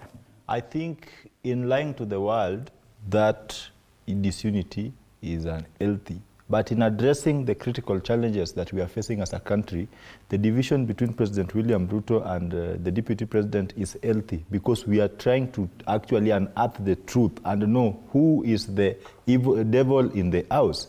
The DP, people have talked of, we've talked of violent abductions of people. The CJ even condemned it. We talking of a government that just came in power the other day. And by the way, before I go further, my father just called me yesterday in the morning, and then he was telling me, my son, to some extent you're a political prophet. When President William Ruto was taking oath of office, I was seated with my ailing dad in our living room, and I told him, Mzee, look at this president. Everything that he has promised not to do, I am telling you, in a record of less than 2 years, this country will turn into hell. True to my words, everything that the president has promised has actually come to the opposite. The abductions we just saw the other day, threats, I've told you, people are still being threatened. Black Subarus are still trailing people because militarization, declaring that martial law to combat demonstrators and brandishing them as dangerous, treasonous criminals. So all this said and done, the deputy president was trying to take a stage to shine in a crisis. Politically he is allowed, but progressively it is questionable, because the country was in a crisis. We needed a collective responsibility. Blame games here and there. How do you delegate the responsibility of informing NIS to government, government to NIS? Yet we have the leadership. That is a confirmation of the failed legislation that we have in this country. The deputy president just confirmed how ineffective the government is operating. The government is operating from different quarters. Everyone feels they can issue orders at their own time. And that's why we are saying we really want to know who issued the orders to shoot to kill against demonstrators. Did it come from politicians or the police bosses? We want to know. Personally, someone must take responsibility, because these things are in the public domain. So the DP, whatever he did, to some extent, because truth has been unearthed on who is behind the violent abductions of citizens, we give him a tick. We want a government that is responsible. You cannot muzzle everyone. If I come on TV47 today and speak against the dictatorial regime that we are seeing today, I walk out, I find a black Subaru trailing me, I'm abducted. You can't abduct everyone. But we want a government that knows how to negotiate, how to involve, how to engage, so that we get both sides and then we come to a consensus, because it is the art of a civilized mind to entertain other people's thoughts and opinions respectfully, in as much as you may not agree to them. Okay. You can't force everyone to agree with you. So we think that our problem, basically, from all what the speakers here have said, and myself, we're all agreeing that our problem is the parliament. The DP's remarks all suggest that the parliament has failed. So what are we going to do going forward? Why don't we just dissolve the parliament we have currently, so that we take the mandate back to the people and we elect people who can actually represent the people? And going forward, the MPs have known that we are the connection between the presidency and the legislature. Okay. So you cannot ban the connection or the bridge. You pledge your loyalty to the presidency, and all these failures, Parliament has failed us. Even the right to shoot to kill. Had Parliament been functional, Fred, today we'd not be talking of 53 bodies being shot live by. Sankara suggests that there's something positive in that disunity in the presidency. That probably that disunity will serve in exposing some of the ills within government. Do you agree? I mean, I think it's a positive to look at it that way. But then I've just remembered something as they were giving their inputs, where the deputy president is coming to scapegoat the NIS, while he himself sits as a chair of a National Security Council with all the much, intelligence in this country. And then for him to come out and say the same institution that is being funded by public money is not doing its job brings the question that I talked about, authority. What is the authority at the tone of the head, at the top? Because it also brings in the aspect of respect as well, because it was so ironical to see the presidency hold two different press statements within the same time. And for me, I think that really brings us a question, and that is why I agree with Sankara on the positivity of it bringing us the ills in government that maybe have been hidden for so long. And for me, it also brings the issue of where we need to really put our priorities in this country. As the president talks of austerity measures, the vote heads that he's presented to, in his memo to be cut, we didn't even need to have them in the first place. The luxury motor vehicle cars, hospitality, there's confidential spending. All of these are just budgeted corruption that we are facing, and that is the elephant in the room that needs to be addressed. Okay. Yeah. Going forward, there are a lot of things that we could discuss. There's the issue of austerity that you cannot exhaust. Yeah. There's the issue of corruption and the fight against corruption, which appears to have died years back. No one talks about that again. The president, in fact, many were shocked that the president could actually say that he will reconstitute or reawaken the fight against corruption. There's what we've talked about, parliament. There's what the Gen Zs still want. But as we said initially, is that this agitation appears to have been somewhat pacified to a large extent. Going forward, do you think it's possible to channel that energy that we saw this past week, that managed to put the president in a corner, towards any of these issues that we are concerned about, and to do it consequentially, given that these people do not have a leader? They're tribeless, leaderless, and an amorphous movement. It is very possible. We have learned one thing. You know how you say tried, tested, approved, and certified? That are people united shall never be defeated. That's an old adage, but it has come to life. Number two, the sovereignty of the people still reigns high. With our constitution, which is our collective delegated authority, will not be usurped or suppressed. So, moving forward, and the president has gotten the message. The message is home, because the Gen Zs understood the mission and they executed to the letter. Moving forward, any issue that goes unaddressed or ill-addressed, a national interest matter, we will go to the streets. If the National Assembly fails us, we will agitate until we have the change that we want. We have been told over and over that this country belongs to us, and it is only us who can change it. The energy is still there. Like I said, it is in recess. Remember, there's a time bomb. There's a ticking time bomb, because the Speaker of the National Assembly has attempted to call for a special sitting. But then they say they are not coming to have a special sitting. Constitutionally, if 14 days lapse, then the finance bill becomes a law, whether the president assents to it or not.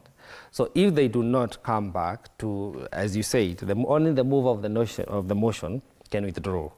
If they do not come back and this now succeeds to become a law, what does that say? That all this agitation has been, it was a lie. Actually, the statement from the president will come out as a lie, that he has withdrawn it. It will not be effective, so he'll go back and agitate again. Secondly, because nothing is cast in stone, even if this bill comes out withdrawn eventually, we still have to revisit the austerity measures, the corruption issues. This House must take salary cuts. We are not relenting on that. They must not have a single foreign trip, state-funded, because what are they going to benchmark as members of parliament? They ought to be the voice of the people. Let them come and benchmark in our constituencies what we want, and then they take that for legislation. Going out of this country is prohibited, not on our dime, not funded by the state, for the members of parliament. That reserve only remains for the president so far. Further than that, there has to be, now or sooner than later, an effort of unison between the president and the deputy president, because they are dividing this country. Now, we have 4 arms of opposition. The president has his own team, the deputy president has his own team, we have the official opposition of the Azimio, and then we have the populace, the population, who are the majority. We have now formed a very formidable opposition to the government. And sometimes you combine both Azimio and the Kenya Kwanza administration and we flop them like we have done. Of course, and I want to congratulate all the members who voted no, by the way. Now, this division, that's why dissolving this government is almost inevitable. Because how long can it hold? How long will they block peaceful revolution that we dearly need as a country? If you look, even chronologically speaking, anybody who is awoke to politics of the day, you will see every 20 years there is a huge regime systemic change. In 1982, they tried a coup. This was 20 years, thereabout, after independence, right? Because those who were born around 1960, 63, they grew up seeing, we don't want this kind of a leadership. And they were already in the military. Like we have a lot of Gen Zs in the military. We have seen a lot of Gen Zs in the police force who are kind of even dancing and saying, I'm also demonstrating because I'm a civil servant and I'm a Kenyan. That was in 1982. 2002, you saw what happened. Moi must go, you know? And there was this call for multi-partyism from the late 90s, early 90s, all the way. Now, here we are. Gen Z is another generation. Unless we are saying that we want to continue experiencing this neo-colonialism, and we want people to just be quiet and continue being infiltrated by foreign powers. You know, IMF is said to have a hand on why we are crafting this finance bill. Because they have rescued us from defaulting on our national debt obligation last year. We cannot have a country like that. Either we default and we bear the cost, we experience a haircut, we dissolve the government, and we have new administration. So choices are on the table. It depends on how we play these cards. But all in all, I want to call for peace. Because I remember when we were campaigning for this administration, both Azimio and Kenya Kwanza, the agenda was one, the economy. But Kenya Kwanza, we said, I remember saying, our agenda is one, peace and economy. We need to go back to that. Sankara, the concern going forward is that, yes, the Gen Z and this movement that has already been created and been proven effective would need to be marshaled in a way going forward. Do you think it will still be sustainable going forward to remain amorphous and still be effective? Tribeless, leaderless? Okay, forget about tribeless, but leaderless? Well, sense of direction is very important in any kingdom. But I've told you, some of us have read several books that at times dictates that you avoid having one of you yourself, because we understand the security systems that we have in Kenya. These are people who will highlight you and mark you as a person of interest. And the next day, we find your mutilated body in Ngong. We don't want that. I think what the leadership of Gen Zs should be informed by their agitation. The government in place should listen to what the people want, and not just listening, but act upon their issues. Our traditional methods of controlling civil unrest is outdated with this generation. These young people exhibit suicidal tendencies. Upon smell of blood, they turn into animals. Shooting them will not make them climb down, rather engage them meaningfully, so that we have a country where lives are protected and peace and order is maintained. Going forward, as young people, we demand going forward that we must have a pro-people service delivery from the police itself. What we've had is a terror gang trained to kill and to suppress the sovereignty of the people in the name of controlling public unrest. In civilized nations that our president has frequented and visited, they provide protesters. Yesterday in London, you saw police standing firm to ensure that no criminal infiltrates the demonstration, peaceful demonstration, to subvert the objective of the demonstrations. Here in Kenya, you see dangerous armed goons with machetes and rungus patrolling the streets of Eldoret, because they are now looking for the people who are actually executing their constitutional right under Article 37. It is very wrong, and those are the things we are demanding, that we want to see the regional command of Eldoret arrest and bring to book all those dangerous criminal gangs who are seen walking in the streets with armed, because that is like triggering a civil war. When the people start fighting against themselves, we don't have a country. So as Gen Zs, we are saying we are too much fed with exuberant spending. We want those unconstitutional officers to be defunded forthwith. We want the scrubbing of those unnecessary officers be done. This tribal appointment, where someone in the same Ministry of Energy, if they greet someone with their language, Kenyans were jokingly on Twitter saying, if one greets the other Chamge, the other one says Meseng, power is gone. We don't have electricity. We don't want that. We want a country where the, hiring is based on competency, qualification, and suitability, not based on your proximity to the power and to the person in power. We want a government that is respectful to the people's voice. You don't need to take over 100 lives for you to drop what the people are against. Because at the end of the day, Kenya has been celebrated as an island of peace amidst turbulent seas. That do not mean that we are equally protected. We can drop to to the bottom of the ocean anytime, because we are all humans and we have feelings. But my only worrying trend is the police. The police, those police officers who've been captured on camera, some by CNN, arresting paramedics with gloves on their hands, beating up medical personnel and the journalists and the citizens. Please, you have to take individual responsibility, institutional responsibility, and government responsibility, because without that, no one sent anyone to the street, no one will call anyone out of the street. It is their problems that is taking them there. Thank you. Finally, Nelly. Yes. I think for me, my only call to the government, or rather the leadership of the nation, would be to ask them if we really want to have a meaningful dialogue and conversation in this country, because I think it's time the country needs to have a national dialogue on what we need to prioritize as a nation. But I feel our starting point will be the death of these 53 innocent lives. The beginning, or the first point we would need to have a conversation is by the president acknowledging these deaths, saying sorry, and seeing these rogue officers, have been taken in for their mistakes, because we even saw in the videos people who are not in uniform, they are covered and they were armed. So our question as citizens, are they police? Are they hired gunmen? So you don't know. The first thing the government needs to do is take accountability on the deaths of these innocent lives. That is where the effective conversation will begin from.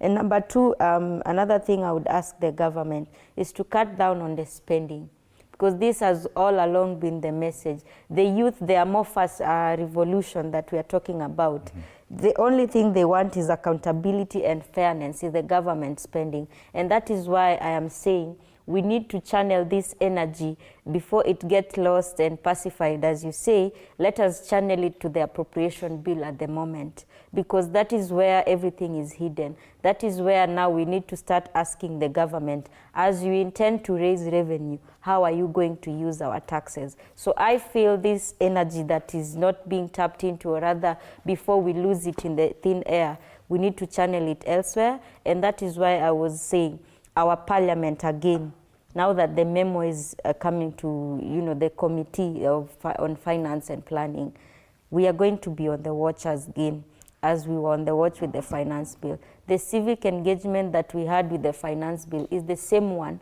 that we will want, and we will want to keep on having with the same appropriation bill. Because if the president really meant his word, he should have sent the appropriation bill as well, because it is the same that has the budgets and directs how the finance bill revenue is going to be raised. So we start from there.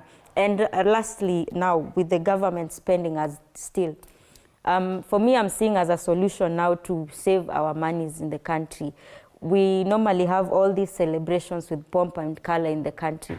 Let us channel all the budgets and that money to something like health, something like the education that we are trying to underfund now and defund. That money could be channeled there. Thank you so much, Nelly Chepkemoi, public policy practitioner, Kennedy Sankara, youth and policy analyst, as well as Josephat Kamanya, political analyst. Our panelists this morning on State of the Nation, the youth perspective, as we continue to analyze the events of this past week, especially with the protests against the Finance Bill 2024. A lot is happening, and we'll end this session rather on a sad note, as we've just received the news of the passing on of veteran journalist Mutegi Njau. The family has confirmed that Mutegi Njau passed on last night. Mutegi Njau, until his death, was a senior editor. He has worked for very many media houses, and we pass our message of condolences to the family and his colleagues. Right here, Morning Cafe, it is a feel-good Friday.